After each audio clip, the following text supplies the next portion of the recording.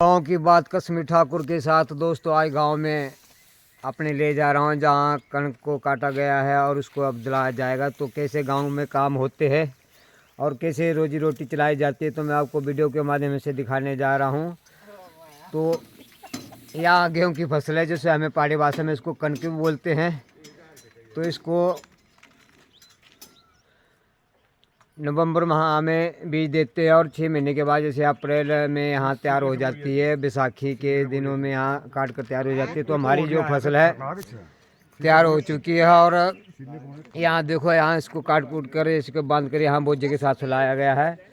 तो अब इसको जस्ट ही हम इसको जो हमारी जो मशीन है थ्रेशर है तो इसको यहाँ जलाया जाएगा। थोड़ा सा जो मैकेनिक है यहाँ का तो हाँ इसको साफ़ सफाई करना पड़ता है क्योंकि इसके अंदर कचरा चला जाता है। पिछले कल बारिश भी हुई उसकी वजह से भी थोड़ा सा इसमें वो फंस गया है। तो साथ में महिला अपनी बारी का इंतज़ार किए खड़ी है। जैसे कि यहाँ से दाना निकलेगा और यहाँ टेन के द्वारा इसको रखा जाएगा। और यहाँ एक तरीका होता है जो कि मशीन के मालिक है जैसे कणक दलाते हैं तो इसके लिए इनका नापने का तरीका होता है। पिप्पा जो 13-14 किलो के लगभग होता है। जैसे कि ये 8 या 9 पिप्पा जैसे उनके हिसाब से लेते हैं। तो यहाँ पूरी टीम यहाँ खड़ी होती है। यहाँ 4-5 आदमी होता है जो इसके साथ में काम करना था। कोई काशिया लगाएगा, कोई इसके पकड़ाएगा कणक को। तो ऐसे ही डस्टर जो धूल अच्छा तू बोल ले ऐसे पकड़े से ही लगा देगा। तो दोस्तों गेहूं की धुलाई के लिए आप देख रहे हैं तो वीडियो के माध्यम से तो इसके लिए बहुत मेहनत करना पड़ता है। 5-6 आदमी होना जरूरी होता है क्योंकि जब यहाँ गेहूं को निकाला जाता है तो यहाँ त्रिपाल बिछाया गया है जो इसका भूसा निकलता है। तो गांव में क्या आता है कि खेत में ही निकाल लेते हैं तो इसको जो भूसा ख़राब ना हो इसलिए त्रिपाल रखा गया है नीचे ताकि यहाँ भूसा ख़राब ना हो। उसके साथ ही हमें सावधानी बरतनी पड़ती है कि आँखों में कहीं ये भूसा ना जाए इसलिए हमें चश्मा लगाना पड़ता है। और सिर के ऊपर हमें जैसे भी कोई भी दुपट्टा या कपड़ा बांधना पड़ता ताकि हमारे शरीर को बाल भी बचे रहे क्योंकि जो भूसा होता है इसकी हवा चलती है चारों साइड। तो ऐसी सावधानी हमें बरतना पड़ता है। तो ट्रैक्टर होता है जो मशीन बहुत बड़ा थ्रेशर होता है। पहले छोटी मशीन होती तो बहुत टाइम लगता था छोटी मशीन में। तो इसलिए अब जैसे समय का बदलाव हुआ तरक्की करते गए तो बड़ा थ्रेशर होता है। तो आपकी जो कणक होती है 40-50 पीपे अगर की निकलती है तो ये आपके 1 घंटे के अंदर मतलब वो दला देते हैं क्योंकि थ्रेशर की जो पावर होती है बहुत ज़्यादा होती है।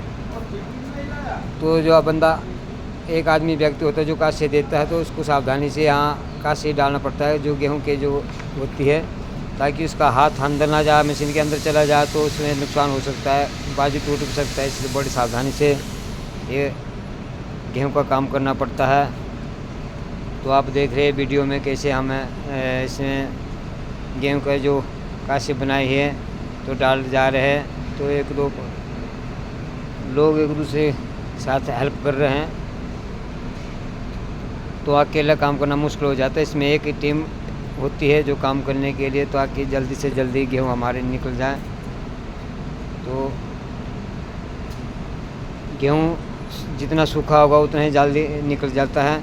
तो आप देख रहे हैं कैसा भूसा निकल रहा है और यहाँ हवा जैसे हवा चलती है तो चारों तरफ फैल जाता है। तो इसलिए सावधानी के लिए आंखों में चश्मा होना बहुत ज़रूरी है। अगर हाथ में दस्ताने पहने होते हैं तो आपके हाथ सेफ रहते हैं। तो आज पिछले दिन बारिश भी हुई थी तो इसी वजह से कणक निकाल रहे हैं। तो कणक निकालने के लिए कैसे दाने निकल रहे हैं तो 1-2 आदमी यहाँ भी होते हैं जो जिसे पीपे का हिसाब होता है। तो पीपा जैसे भर जाता है तो मशीन मालिक के जो 8-9 पीपा लेते हैं तो उसको पीपे को उठाने के बाद उसको बोर में डाला जाता है और उसको अलग बोर में डाल देते हैं। तो इस तरीके से यहाँ काम करना पड़ता है मशीनों में। तो कैसे मेरी वीडियो लगी तो लाइक शेयर कमेंट करते रहिए। तो गांव की बातें होती है जो मैं आपको दिखाते रहता है। तो अन्न को अन्नदाता कहा जाता है। इसका हमें पैदा नहीं करेंगे तो आदमी इंसान आने वाले समय में भूखा मर सकता है क्योंकि पैसा ही सब कुछ नहीं होता है, इसलिए अनाज होता है तो ही किसान है तो दुनिया है। इसलिए दोस्तों अनाज उगाना मत छोड़िए, किसान की इज़्ज़त करना सीखो ताकि अन्न पैदा होता रहे और हम जीवित रहें। तो कैसी मेरी वीडियो लगी आपको, लाइक शेयर कमेंट करते रहिए। गाँव की बात उसमें ठाकुर।